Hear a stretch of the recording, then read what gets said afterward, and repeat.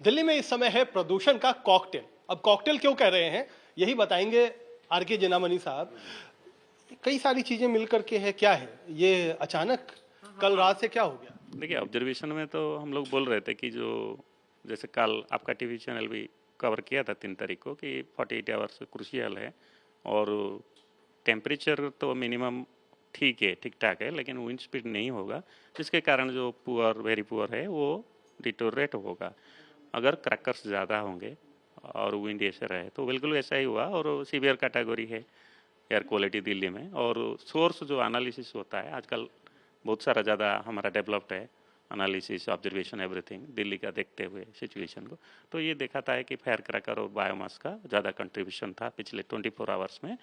और लेकिन एक पॉजिटिव है कि जो वेस्टर्न डिस्टर्बेंस है जो विंड को रुका के रखा है ये जा रहा है अभी जम्मू कश्मीर। दिल्ली में बारिश नहीं है लेकिन वहाँ थोड़ा रेन स्नो हायर हिल्स में है। ये जाने के बाद विंड स्पीड पिकअप होगा। कल से जो सीवियर कैटेगरी है वो इम्प्रूव करके पुअर टू वेरी पुअर आ सकता है। और पॉल्यूशन के कारण देखिए कि फॉग भी इंटेंसिफाई हुआ। आज जो सुबह है पहले बार 300-200 मॉडरेट फॉग हुआ और both Safdarjung and Palam airport में। और सभी को तो मालूम है कि ये एरिया फॉग ज़्यादा होता है क्योंकि पॉल्यूशन ज़्यादा है और उसके साथ साथ मॉइस्चर भी ज़्यादा है। अच्छा, ये जो आपने सोर्स एनालिसिस किया है, आप कह रहे हैं क्या कि जो फायर क्रैकर है या बायोमास बर्निंग है यानी पराली जो जल रहा है उसका सबसे ज्यादा कंट्रीब्यूशन है। कुछ क्या आपके पास परसेंटेज में है कि कितना परसेंटेज क्रैकर की वजह से, पटाखों की वजह से और कितना पराली की वजह से? नहीं, देखिए ये डिस्कशन दोनों हो रहा है, मतलब ये दोनों का कंट्रीब्यूशन मेजर ही होगा, ठीक है ना। तो नॉर्मल तो व्हीकुलर रोड डस्ट ये तो है, सोर्सेस में तो बहुत सारा है, बट ये प्रोमिनेंट था, तो यही तो है लेटेस्ट, ठीक है। अच्छा, जो दिल्ली है, दिल्ली में ये स्मॉग दिख रहा है, आसपास के इलाके हाँ जो हैं देखिए वो नहीं दिख रहा है, इसका क्या मतलब?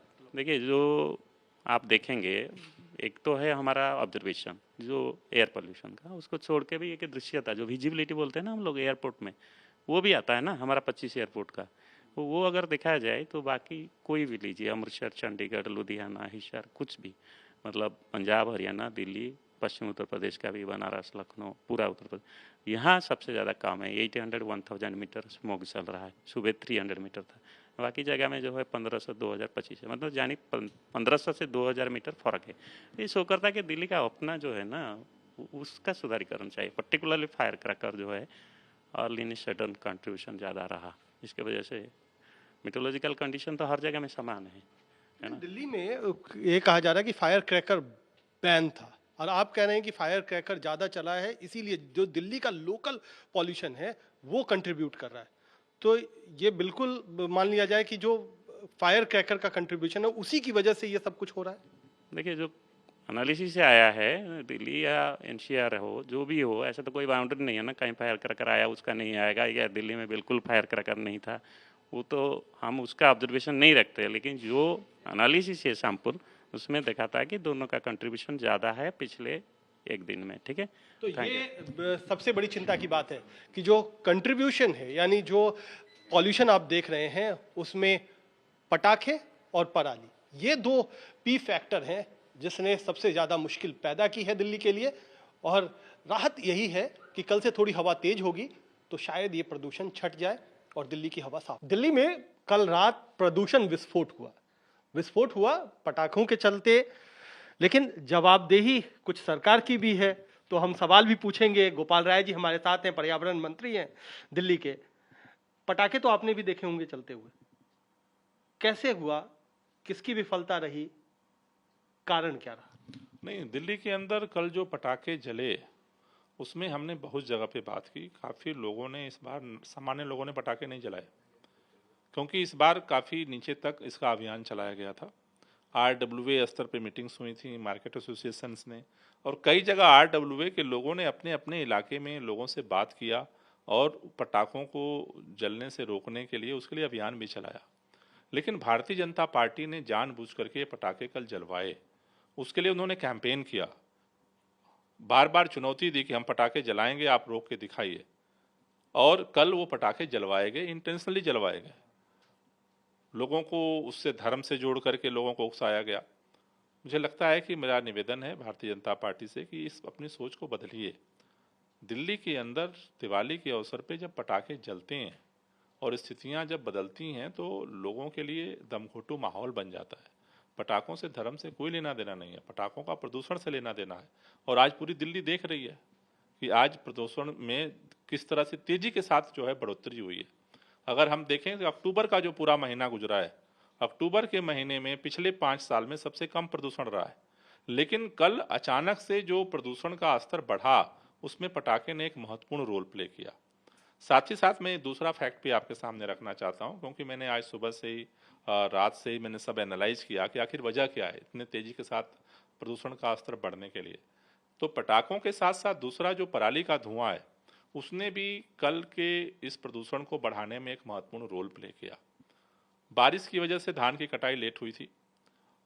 30 और 31 अक्टूबर का जब हमने पराली जलने की सारी नॉर्थ इंडिया की जो रिपोर्ट हमने गैदर की तो लगभग 800 से 1000 जगहों पे जो है वो पराली जल रही थी।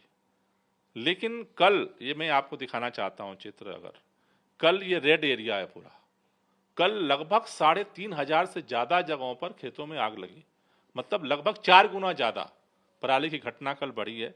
अगर आप देखें तो उस रेड के नीचे व्हाइट दिख रहा है, जो चादर जो है धुएं की चादर जो है वो वहाँ से धीरे धीरे ट्रेवल करके आई है। पराली जल रही थी पहले भी, लेकिन पहले हवा का रुख जो था वो पूरब से था, पूर्वी हवा चल रही थी। कल से जो है वो उत्तर से हवा शुरू हुई है, और जो उत्तर से हवा जब चली है तो ये 4 गुना बढ़ा पराली का धुआं, वो उधर से ट्रेवल करके दिल्ली में आया है। और कल शाम को जो पटाखे जलवाए गए इंटेंशनली, उसने इस प्रदूषण के स्तर को मल्टीप्लाई कर दिया। चलिए हम ये मान गए कि आपने कहा कि एक तरीके से प्रदूषण का कॉकटेल बना है, पराली का भी प्रदूषण आया है, पटाखों का प्रदूषण आया है। लेकिन जो आप कह रहे हैं वो गंभीर बात यह है कि पटाखे जलवाए गए हैं।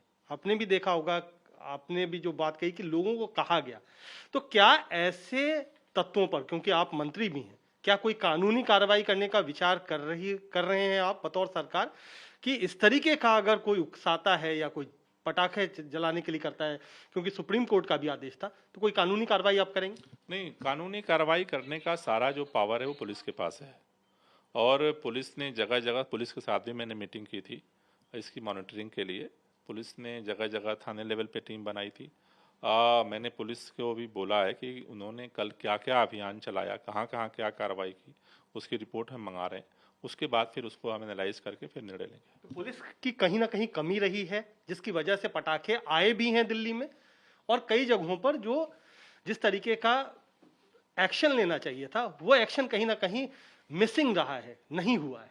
वो एक बार रिपोर्ट सारी पुलिस की आ जाए फिर हम आपको बताएंगे। सोशल मीडिया पे जिस तरीके के कैंपेन चले उस पर कोई कार्रवाई आपको लगता है क्या कि सरकार की तरफ से, क्योंकि आप पर्यावरण मंत्री हैं, सुप्रीम कोर्ट की गाइडलाइन है, अवहेलना अगर है तो कहीं ना कहीं एक दायित्व तो आपका भी तो बनता है? नहीं, निश्चित रूप से बनता है। मैंने इसीलिए कहा कि कार्रवाई तो पुलिस के माध्यम से ही होगी, तो पुलिस की रिपोर्ट आने के बाद सारी चीजों का एनालिसिस करके फिर हम निर्णय लेंगे।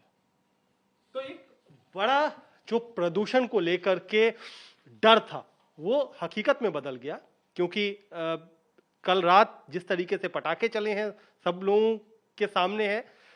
मंत्री साहब कह रहे हैं कि बीजेपी ने उकसाया है।